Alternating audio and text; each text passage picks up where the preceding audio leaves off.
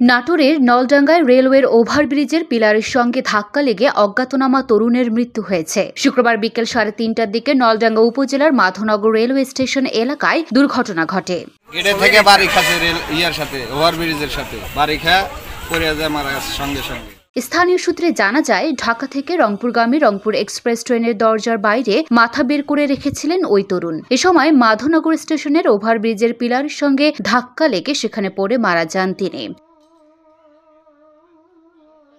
Madhabnagar rail স্টেশনের কর্মরত station master Mohammad Imdadul হক মিলন বিষয়টি নিশ্চিত করে বলেন, স্টেশন পাস হওয়ার সময় অজ্ঞাত একটি ছেলে মাধবনগর স্টেশনের ওভারব্রিজের একটা পিলারের সাথে ধাক্কা লেগে স্পট ডেড হয়। বিষয়টি আমরা ঊর্ধ্বতন কর্তৃপক্ষকে জানিয়েছি, তারা খতিয়ে দেখছে। লুনা আফরোজ নিপা, ঢাকা পোস্ট।